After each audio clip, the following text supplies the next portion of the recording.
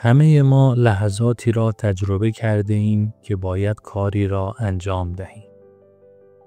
اما به دلایل مختلف آن را به تعویق می اندازیم. احساس تنبلی، بی‌انگیزگی یا حتی ترس از شکست می تواند ما را از پیشرفت باز دارد. اما چرا تنبلی به سراغ ما می آید و چگونه می توانیم بر آن غلبه کنیم؟ 1. نداشتن هدف مشخص. اگر ندانیم که چرا باید کاری را انجام دهیم، انجام آن بی‌معنا به نظر می رسد. 2. ترس از شکست. ذهن ما گاهی به جای اقدام درگیر ترس از نتیجه نامطلوب می شود. 3. کمبود انرژی و انگیزه. سبک زندگی ناسالم، خواب نامناسب و نداشتن انگیزه باعث کاهش بهره‌وری می شود. 4. عادت به راحتی. مغز ما به طور طبیعی به دنبال مسیرهای کم زحمت است. اگر همیشه راحتی را انتخاب کنیم، مغزمان این رفتار را تقویت می‌کند.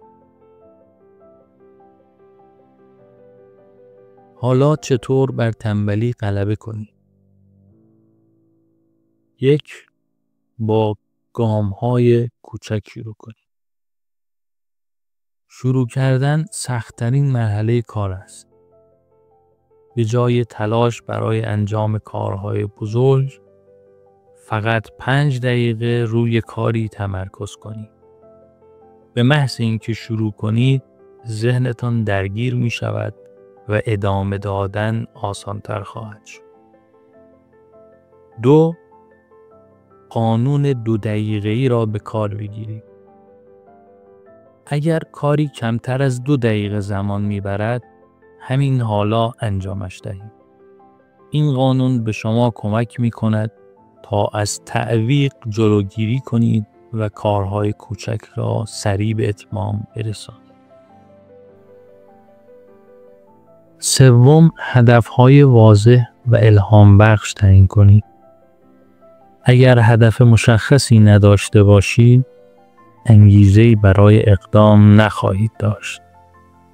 اهداف خود را به بخش‌های کوچکتر تقسیم کنید تا دستیابی به آنها ساده‌تر شود. به عنوان مثال، به جای گفتن می‌خواهم کتاب بنویسم، بگویی هر روز 500 کلمه می‌نویسم. 4. محیط خود را تغییر دهید. محیط شما نقش بزرگی در میزان بهره‌وری شما دارد. فضای کار خود را مرتب کنید، وسایل حواس پرتی را حذف کنید و خودتان را در محیطی قرار دهید که شما را به انجام کارها تشویق کند. 5. انگیزه درونی خود را تقویت کنید. به این فکر کنید که چرا این کار برای شما مهم است. آیا این کار شما را به رویاهایتان نزدیکتر می کند؟ آیا موفقیت در این کار باعث افتخار شما می شود؟ این نوع انگیزه درونی بسیار قوی تر از پاداش‌های خارجی است. 6. از تکنیک پومودورو استفاده کنید. روش پومودورو یکی از بهترین تکنیک‌ها برای افزایش تمرکز است. 25 دقیقه روی کار خود تمرکز کنید و سپس 5 دقیقه استراحت کنید. این تکنیک به شما کمک می‌کند بدون احساس خستگی کار کنید. 7. به خودتان پاداش بدهید. پس از اتمام یک وظیفه به خودتان یک پاداش کوچک بدهید. این کار باعث ایجاد حس مثبت نسبت به کار و افزایش انگیزه می شود. 8. روی پیشرفت تمرکز کنید، نه کمالگرایی. یکی از بزرگترین موانع عملگرایی کمالگرایی است. یادتان باشد که بهتر است کاری را با کیفیت معمولی انجام دهید تا اینکه هرگز شروع نکنید. انجام شده بهتر از کامل نشده است. تنبلی دشمن پیشرفت است.